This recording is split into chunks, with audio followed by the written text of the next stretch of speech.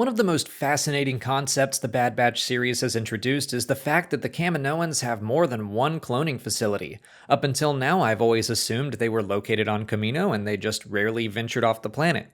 Star Wars Legends always painted them to be isolationists, but now we know they had another abandoned cloning facility in the Leto system on the planet Bora Vio, both of which are new locations to the Star Wars universe. So what's up with that? Why do they have this other cloning facility? I think it's clear they used it for various reasons, but first I want to explore a possibility that jumped into my head again because of Star Wars Legends. The lore surrounding Kamino originally stated that it wasn't always a water planet. It once had continents and a land-based society, but the end of an ice age caused a great flood that nearly wiped the Kaminoans out. They were forced to adapt their cities and technology to survive, and they turned to cloning to repopulate their people. There are still mentions of a massive flood and the Kaminoans having to adapt to survive in canon, mostly in reference books, but no mention of having to clone themselves to survive yet. One of the clones on Bora Vio, the one that Omega knocks out of its tank onto Fennec Shand, looks a lot like a Kaminoan, so maybe there's something to them needing to learn to clone to survive, and maybe it's got an even darker history. The concept art for the embryo room on Bora Vio is some straight-up nightmare fuel. It's completely possible these are just some failed experiments the Kaminoans were hired for, but the Kaminoan clone looks fairly normal. That's kind of odd.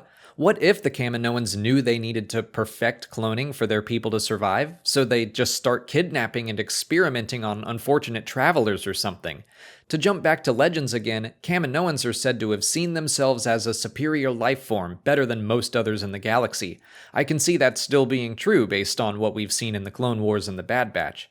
I want to make it clear this is pure speculation. I'm just having some fun piecing together what we know from Legends and what we're learning in the Bad Batch, but the basic timeline I'm proposing is this. Kaminoans are living on their planet until it floods. It's a huge disaster, and their planet is remote, so there's no one around to help. But some Kaminoans escape, and they head to Bora Vio.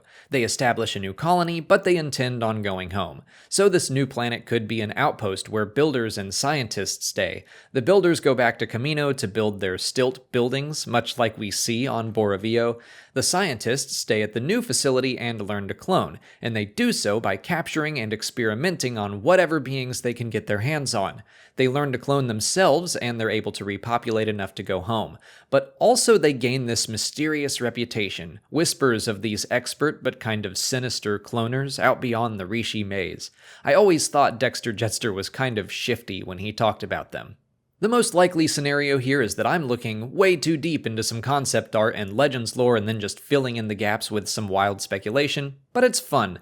My original idea for this video was just to explore Bora Vio and how it came to be, but then as I was looking into the concept art, my imagination just started running wild. So what do you think? Could we learn more about the history of cloning on Kamino? Will it be this messed up? What do you make of the concept art with all those weird experiments? Let me know in the comments. If you haven't already, please like this video, subscribe to the channel, follow us on Twitch, Twitter, Instagram, and Facebook, and consider checking out our Patreon page.